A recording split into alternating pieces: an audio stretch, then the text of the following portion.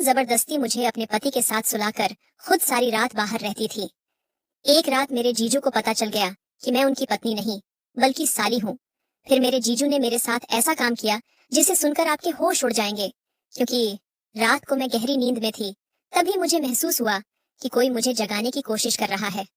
मैंने धीमी धीमी आंखें खोलकर देखा तो मेरे बेड के पास मेरी बहन खड़ी थी। मैं फौरन उठकर बैठ गई। पहले मेरे दिमाग में ख्याल आया कि कहीं जीजू को कुछ हो तो नहीं गया जो वह मुझे इस वक्त जगाने आई है। पर जैसे ही मैंने उससे पूछा क्या हुआ, तो उसने फौरन मेरे मुंह पर हाथ रखा और बोली, चुप रहो और जल्दी यहाँ से उठो। मुझे हैरत हुई कि वह इतनी रात को मुझे जगाने क्यों आई है और मुझे खामोश रहने को क्यों कह रही है। फिर कुछ दिन पहले सुनी खबर की तरफ मेरा ख्याल गया। मुझे लगा कि शायद घर में कोई घुस आया है, इसलिए वह ऐसा कर रही है। मैंने इशारे से पूछा, क्या बात है दीदी? तो उसने जो भी बात मुझसे कही वह मुझे परेशान करने के लिए काफी थी। मेरी बहन चाहती थी कि मैं उसके कमरे में जाकर उसके पति के साथ बेड पर उसकी जगह सो जाऊं। मैंने उससे पूछा, तुम ऐसा क्यों चाहती हो और मैं तुम्हारे पति के साथ कैसे सो सकती हूँ? लेकिन वह जिद कर रही थी कि मैं 1 घंटे के लिए वहां रुक जाऊं। जब वह वापस आएगी तो फिर मैं वहां से आ जाऊंगी और किसी को पता नहीं चलेगा। जबकि मुझे डर था कि अगर जीजू को पता चल गया तो वो हम दोनों बहनों को घर से निकाल देंगे। मुझे जीजू के साथ सोने में बहुत ही अजीब लग रहा था, लेकिन मेरी बहन मिन्नत कर रही थी। उसके मुंह पर बहुत एहसान है, इसलिए मैं चुपचाप उसकी बात मान गई और उसके कमरे में जाकर बेड के कोने पर सो गई। सुबह होने से पहले ही मेरी बहन वापस आई। उसने मुझे जगाया और अपने कमरे में जाने को कहा। मैं अपने कमरे में आ गई, लेकिन मेरा दिमाग अपनी बहन की इस हरकत पर था कि रात को उसने मुझे जीजू के पास क्यों भेजा और वो खुद कहाँ गई थी। मैं जब सुबह नाश्ते के लिए उठी तो जीजू घर ही थे और उनके हाव भाव से महसूस हो रहा था कि उन्हें कुछ मालूम नहीं है। मुझे इंतजार था कि कब जीजू घर से जाएंगे और मैं अपनी बहन से पूछूंगी कि उसने रात को मुझे जीजू के कमरे में क्यों भेजा था। जीजू के जाने के बाद जब मैंने दीदी से सवाल किया कि तुम रात को कहाँ गई थी और ये सब कब से चल रहा है, तो वह मेरे सवाल पर रुकने लगी। उसने कहा, मैं अपनी एक दोस्त के साथ अस्पताल गई थी। उसकी बात ने मुझे हैरान कर दिया। मैंने सोचा, अगर वह किसी दोस्त के साथ हॉस्पिटल गई थी तो इसमें बुराई क्या है और ये बात जीजू से क्यों छुपानी थी। यही बात जब मैंने अपनी बहन से कही तो वो कहने लगी कि मेरी उस दोस्त को तुम्हारे जीजू बिल्कुल भी पसंद नहीं करते हैं, क्योंकि वह अकेली रहती है और उसकी शादी भी नहीं हुई है। सबको लगता है कि जो लड़कियां अकेली रहती हैं वे चरित्र की अच्छी नहीं होती हैं, जबकि ऐसा नहीं है। तुम्हारे जीजू भी बाकी मर्दों की तरह उसे चरित्रहीन समझते हैं। मैंने दीदी से पूछा, आपकी दोस्त के साथ आखिर ऐसा क्या हुआ था कि उनको इतनी रात को हॉस्पिटल जाना पड़ा? तो मेरी बहन इस बात को टाल गई और मेरा धन्यवाद करने लगी कि रात को तुमने मुझे बचाया, उसके लिए शुक्रिया। मैंने भी ये सोच के ज्यादा ध्यान नहीं दिया कि चलो कम से कम कुछ बुरा तो नहीं हुआ। लेकिन कुछ दिन गुजरे ही थे कि फिर से एक रात मेरी बहन मुझे जगाने आ गई और मुझे अपने कमरे में जाकर सोने को कहा। मैंने पूछा, आज कहाँ जा रही हो? फिर से उसी दोस्त के साथ जा रही हो क्या?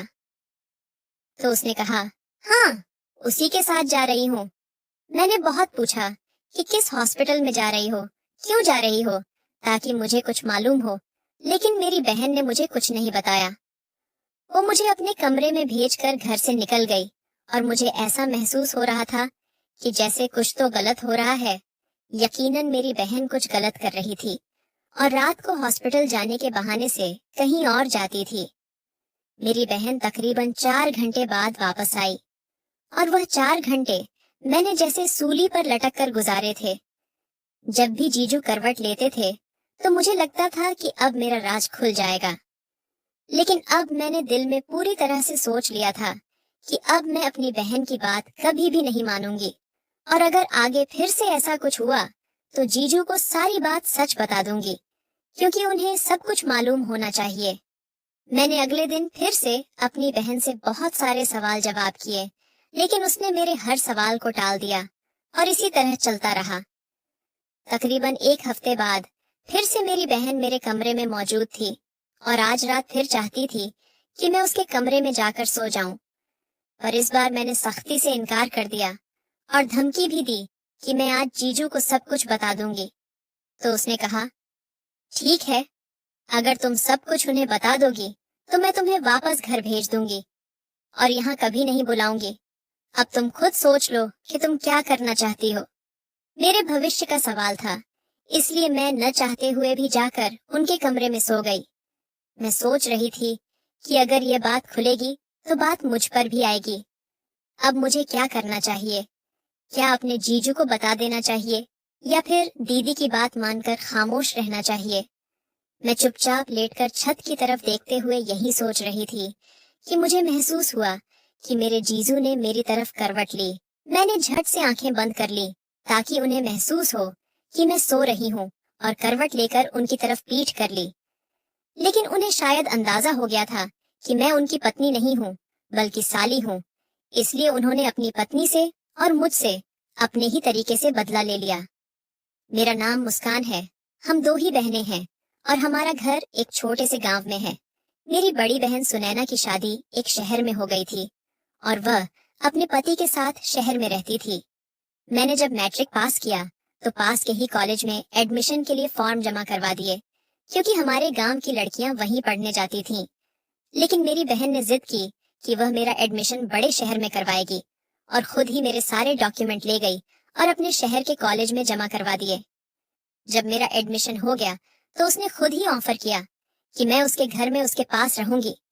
मेरी बहन ने अपने पति और मम्मी पापा को कैसे राजी किया मुझे नहीं मालूम, पर मैं खुश थी कि मुझे एक शहर के कॉलेज में पढ़ने का मौका मिल रहा था और मैं गांव छोड़कर शहर में आ गई।